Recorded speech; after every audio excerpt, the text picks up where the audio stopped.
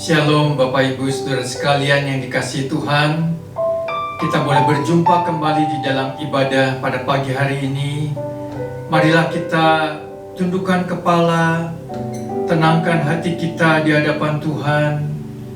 Kita awali ibadah kita dengan doa.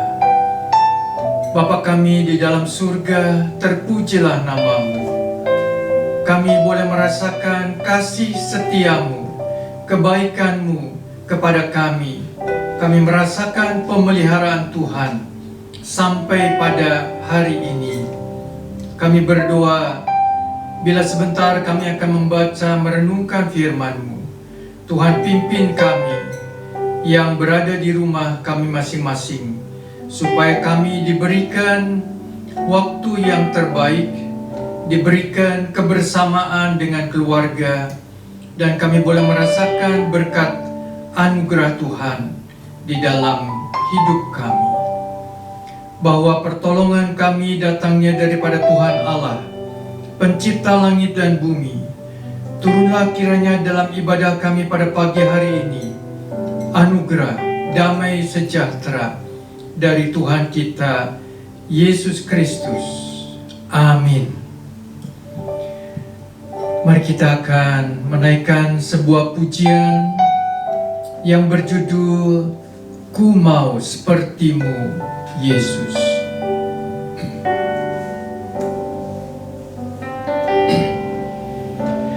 Bagaikan bejana siap dibentuk, demikian hidupku di tangan-Mu. Dengan urapan kuasa Roh-Mu, ku dibaharui selalu. Jadikan ku Allah dalam rumah-Mu. Inilah hidupku di tangan-Mu. Bentuklah seturut kehendak-Mu, pakailah sesuai rencana-Mu. Ku mau seperti-Mu, Yesus,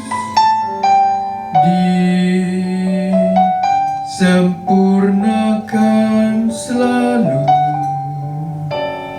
dalam segenap jalanku, memuliakan nama-Mu. Ku mau seperti-Mu, Yesus, disempurnakan selalu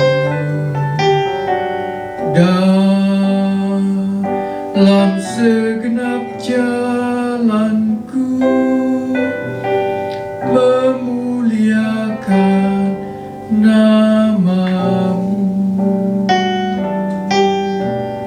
memuliakan nama-Mu.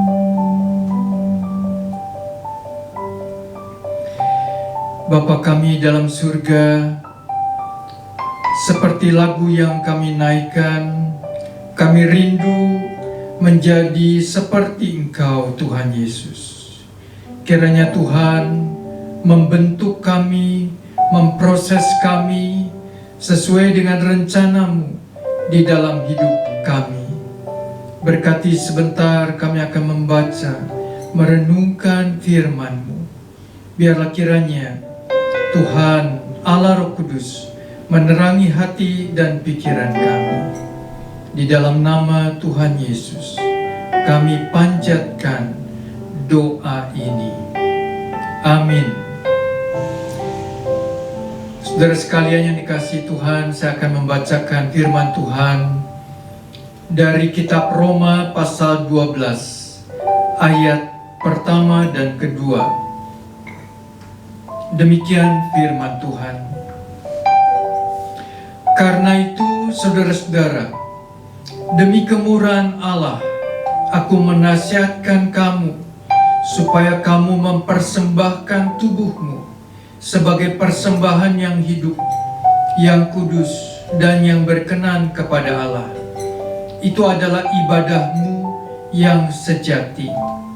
Janganlah kamu menjadi serupa dengan dunia ini, tetapi berubahlah oleh pembaruan budimu, sehingga kamu dapat membedakan manakah kehendak Allah, apa yang baik, yang berkenan kepada Allah, dan yang sempurna. Nasihat firman Tuhan bagi kita sekalian di dalam ayat yang kedua adalah supaya kita berubah di dalam pembaruan budi kita. Saudara sekalian yang dikasihi Tuhan, perubahan adalah sesuatu yang tidak mudah. Terlebih lagi bila kita menginjak usia yang sudah dewasa dan lanjut untuk berubah, menyesuaikan diri di dalam satu perubahan, maka itu tidak mudah. Pada saat ini kita harus memakai masker oleh karena pandemi corona. Mengenakan masker, kita harus menyesuaikan diri. Kita harus membiasakan diri. Dan bagi kita tentunya tidak mudah. Saudara sekalian, Tuhan ingin bagi setiap kita, termasuk saya, di dalam hidup ini, kita boleh berubah di dalam budi kita, di dalam kepribadian kita, di dalam sikap hidup kita. Oleh karena betapa indahnya kalau kita menjadi anak-anak Tuhan, orang-orang percaya yang mempunyai budi yang baik, mempunyai satu kehidupan yang baik yang dapat mempermuliakan nama Tuhan.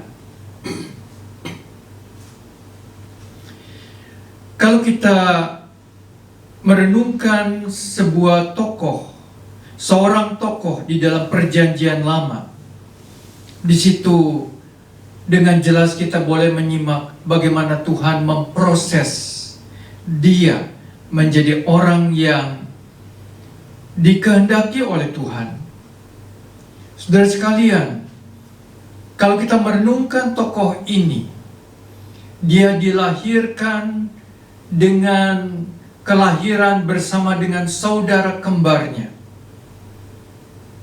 Tetapi sekalipun dia lahir sebagai anak kembar, tetapi kedua anak ini berbeda. Kulitnya berbeda, warna kulitnya berbeda, sifatnya berbeda. Kakaknya lebih suka berburu di padang, sedangkan adiknya lebih suka diam di rumah sebagai seorang yang lebih tenang. Saudara sekalian, Tuhan melakukan perubahan di dalam hidup daripada seorang yang bernama Yakub. Mari kita membaca di dalam Kejadian 32 ayat 24.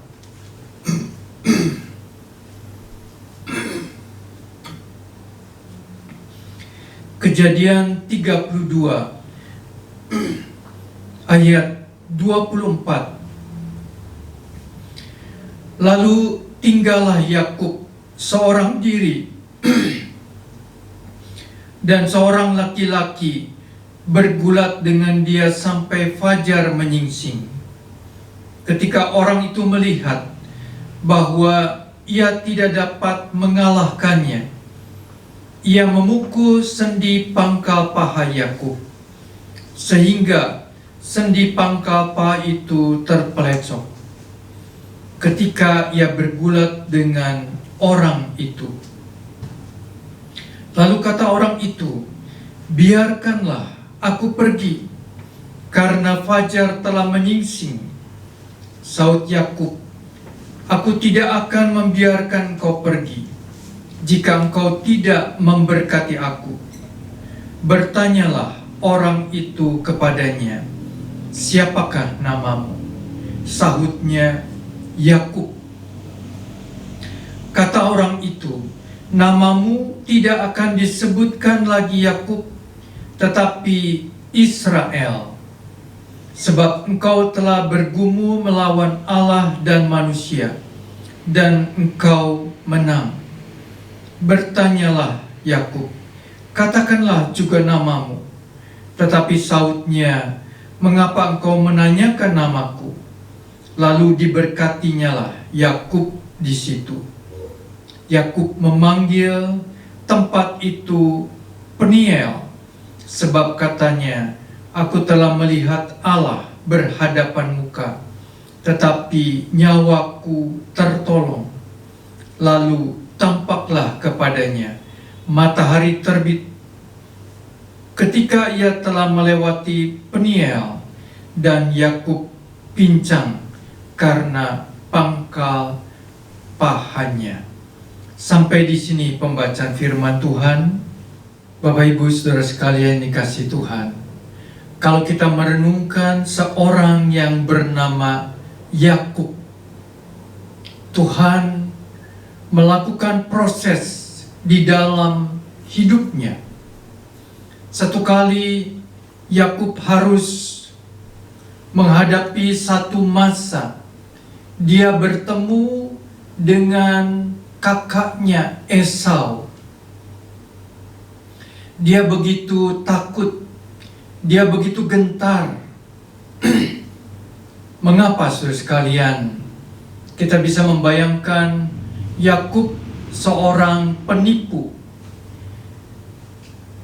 bagaikan akan bertemu dengan orang yang dia tipu, yaitu kakaknya sendiri, Esau.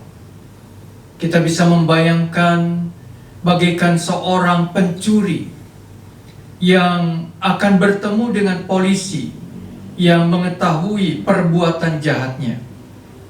Saudara sekalian, pada saat Yakub ini begitu gentar,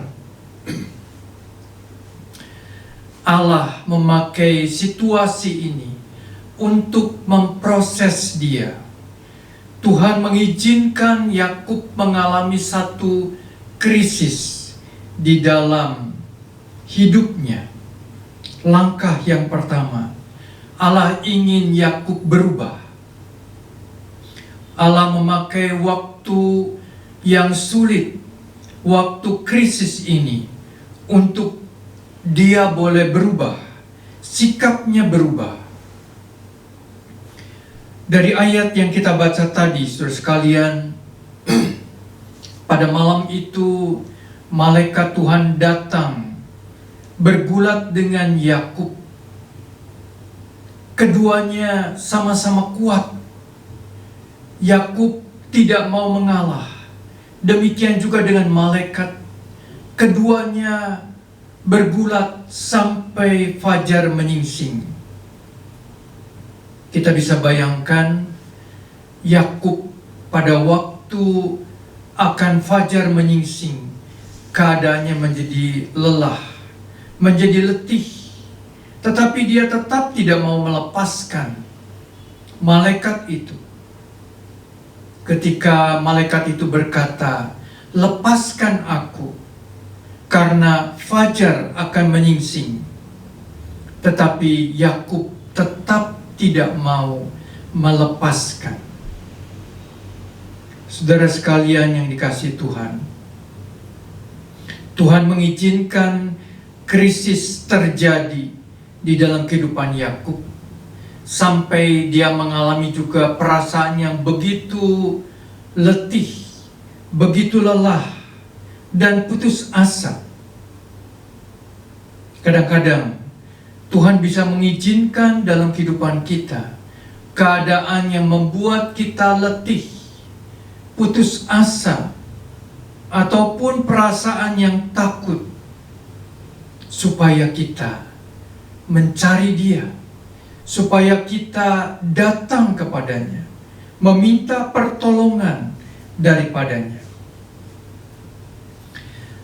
Seekor induk Raja Wali melihat momen yang tepat pada waktu anak-anaknya mulai bertumbuh menjadi remaja, maka induk ini akan menggoyang-goyangkan sangkarnya, mendepak anaknya supaya mereka terjatuh, supaya mereka belajar terbang melewati tebing yang curam. Saudara sekalian, anak-anaknya tidak bisa dibiarkan nyaman diam di sangkar, oleh karena nanti dia tidak akan bisa terbang. Saudara sekalian, induk Raja Wali tahu saatnya anaknya belajar terbang, saatnya anaknya harus berubah. Saudara sekalian, krisis membawa perubahan kepada Yakub. Demikian juga krisis akan membawa perubahan kepada kita, asal kita merespon dengan baik, dengan positif. Saudara sekalian, Tuhan Allah Roh Kudus mempersiapkan kita supaya kita bisa merespon setiap krisis dengan baik, dengan tepat, dan membawa perubahan yang baik kepada kita. Langkah yang kedua, saudara sekalian, pada waktu Yakub bergulat dengan malaikat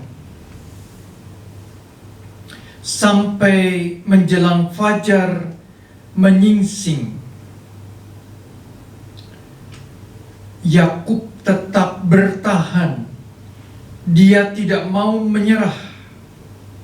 Dan ketika malaikat berkata, "Lepaskan aku," di dalam ayat 26, lalu kata orang itu, "Biarkanlah aku pergi, karena fajar telah menyingsing." Saut Yakub, "Aku tidak akan membiarkan kau pergi jika engkau tidak memberkati aku." Ini adalah satu kegigihan. Ini adalah satu komitmen Yakub. Dia tidak akan membiarkan malaikat itu pergi sebelum dia memberkati Yakub. Saudara sekalian yang dikasihi Tuhan, sebagai orang percaya, sebagai orang beriman, setiap krisis yang diizinkan Tuhan terjadi dalam kehidupan kita membawa pelajaran, membawa satu hal yang baik bagi kita. Dan kita boleh berdoa, Tuhan, jangan sampai krisis ini berlalu, tetapi iman saya tidak bertumbuh. Tuhan, jangan sampai krisis ini berlalu, tetapi saya tetap seperti dulu lagi. Saudara sekalian, Yakub ingin sebelum dia melewati krisis bersama dengan malaikat, dia meminta berkat daripada malaikat.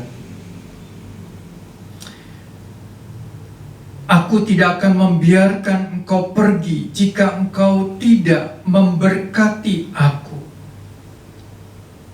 Saudara sekalian yang dikasihi Tuhan, Tuhan ingin memberkati kita. Di dalam setiap keadaan, Tuhan ingin memberkati kita. Dan di dalam Roma 8 ayat 28 dikatakan, kita tahu sekarang bahwa bagi kita orang-orang percaya, Tuhan punya rencana yang baik, Tuhan punya rencana yang indah bagi setiap situasi yang kita hadapi, yang kita alami. Saudara sekalian, pada saat ini saudara tinggal di rumah. Kita semua banyak tinggal di rumah. Bagaimana perasaan saudara? Apakah bosan? Apakah kesepian? Apakah stres? Ini adalah kesempatan untuk kita bisa membaca Alkitab. Saudara sekalian, saya kadang-kadang membaca Alkitab dengan membuka suara keras-keras. Kalau saya bosan bahasa Indonesia, saya membaca Alkitab bahasa Inggris. Dan saya mengucapkan pembacaan dengan bersuara. Itu membuat semangat kita timbul, tekad kita timbul. Saya merasa kagum mendengar ada sekelompok misionari Korea, beberapa orang misionari Korea. Mereka sepakat mau membaca Alkitab dari Kejadian sampai Wahyu, dan mereka menyelesaikannya di dalam waktu 3 hari. Di dalam waktu 3 hari, beberapa orang ini membaca bergiliran. Misalnya yang pertama si A, kemudian dia merasa capek, digantikan si B. Kemudian si B merasa capek, digantikan oleh si C. Bergiliran dengan membuka suara. Mereka tentunya istirahat untuk makan atau minum atau tidur pada malam hari.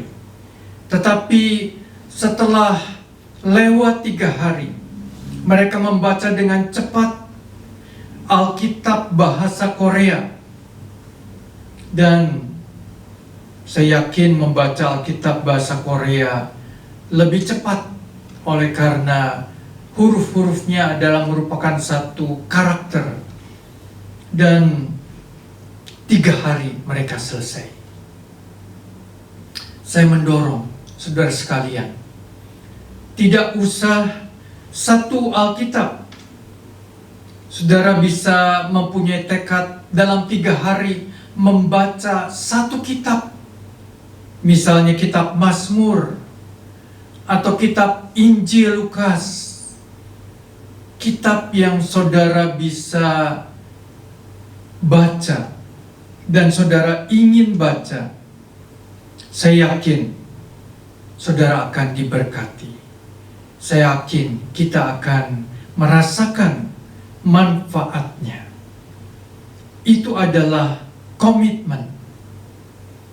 Biarlah kita punya komitmen. Tuhan, sebelum pandemi corona ini berakhir, saya bisa membaca Alkitab. 1 kitab. Yang ketiga, saudara sekalian, langkah yang ketiga, Tuhan merubahkan Yakub.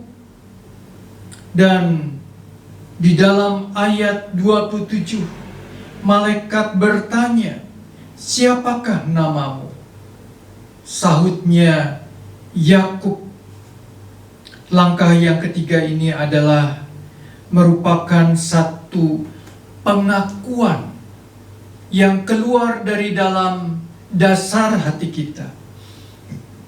Saudara sekalian, Pengakuan yang jujur, yang tulus, merupakan satu bagian penting di dalam perubahan hidup kita.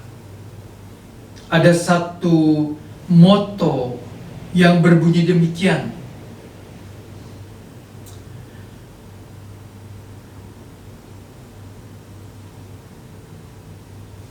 kejujuran adalah awal dari sebuah perubahan. Pengakuan adalah awal dari sebuah perubahan.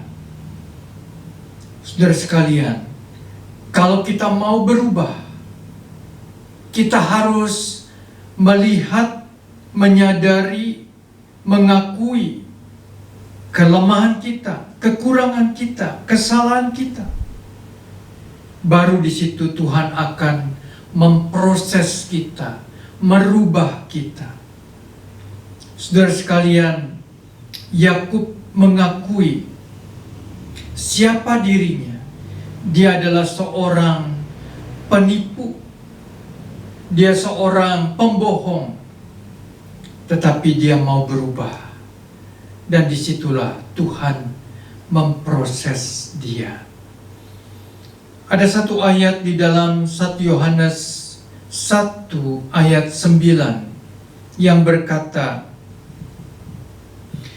jika kita mengaku dosa kita, maka Ia adalah setia dan adil, sehingga Ia akan mengampuni segala dosa kita dan menyucikan kita dari segala kejahatan. Tuhan ingin kita mengaku dosa kita, dan Dia ingin mengampuni segala dosa kita dan menyucikan diri kita. Bagaikan seorang pasien yang sakit datang ke dokter. Pada waktu dokter bertanya, apa yang saudara keluhkan, apa yang saudara rasakan, maka pasien itu harus terus terang mengatakan kepada dokter apa yang dia rasakan dan alami. Baru dokter bisa memberikan obat yang tepat bagi kita. Demikian juga dengan Tuhan, saudara sekalian. Tuhan mengampuni, memulihkan, merubah kita pada saat kita datang dengan penuh kerendahan hati, mengakui dosa-dosa kita. Hal yang keempat, yang terakhir, saudara sekalian, apa yang dilakukan Yakub setelah dia mengakui siapa dirinya, maka Tuhan berkata kepada Yakub, namamu tidak lagi disebutkan Yakub, tetapi Israel. Pada waktu Yakub bertemu dengan malaikat, dan malaikat itu memberikan satu identitas yang baru kepada Yakub. Namamu bukan lagi penipu, tetapi namamu adalah Israel. Israel adalah pangeran Allah. Satu nama yang indah, satu nama yang merupakan rencana Tuhan yang kekal. Nama ini dipakai menjadi bangsa Israel. Saudara sekalian, Tuhan melihat potensi yang ada pada diri Yakub. Tuhan melihat identitas yang baru pada diri Yakub. Tuhan melihat bukan Yakub penipu, tetapi Tuhan melihat Yakub yang adalah pangeran Allah. Saudara sekalian, pada waktu Yakub bangun pada pagi hari, dia menamai tempat itu adalah Peniel. Peniel artinya wajah Allah. Dia selalu teringat di mana tempat itu dia bertemu dengan Allah. Dia bergumul dengan Allah. Tuhan memberikan identitas baru kepadanya. Saudara sekalian, jangan kita lupakan, pada saat kita bertemu dengan Tuhan, pada saat Tuhan menebus kita dari segala dosa, dan kita dijadikan manusia-manusia yang baru, ciptaan yang baru, jangan kita lupakan. Dan Tuhan punya rencana yang indah di dalam hidup kita. Tuhan punya rencana yang indah bagi setiap saudara. Jangan melihat identitas kita yang lama, tetapi biarlah kita melihat apa rencana Tuhan di dalam hidup kita. Tuhan punya rencana yang indah di dalam hidup kita. Tuhan mau merubah kita. Saudara sekalian, satu hal yang perlu kita ingat. Pada waktu Yakub bangun pada pagi hari, ternyata kakinya pincang oleh karena malaikat telah memukul sendi pangkal paha daripada Yakub. Di situ menunjukkan bahwa Yakub tidak boleh mengandalkan kekuatannya. Sendi pangkal paha merupakan satu otot yang paling kuat dari seorang manusia. Dan Tuhan memukul sendi pangkal paha itu, yang merupakan satu pertanda Yakub harus lebih mengandalkan Tuhan. Jangan mengandalkan kekuatannya sendiri. Puji Tuhan, Tuhan merubahkan Yakub seorang penipu menjadi seorang pangeran Allah. Tuhan sanggup merubahkan kehidupan kita yang lama menjadi baru. Tuhan sanggup merubahkan seseorang dari sifat yang lama mempunyai sifat yang baru, yang baik, yang mempermuliakan nama Tuhan. Saudara sekalian yang dikasihi Tuhan, marilah kita boleh mengikuti proses daripada Tuhan. Jangan kita kecewa, jangan kita takut, jangan kita merasa lemah, oleh karena Tuhan menyertai kita. Amin. Mari kita masuk di dalam doa. Bapa kami dalam surga, terpujilah nama-Mu. Engkau yang mempunyai rencana yang indah di dalam kehidupan Yakub. Tuhan juga punya rencana yang indah bagi setiap kami. Tuhan, janganlah tinggalkan kami di saat kami mengalami pergumulan, masalah, saat-saat yang sulit. Tuhan memberkati setiap jemaat Tuhan di dalam kehidupan mereka, di dalam keluarga mereka.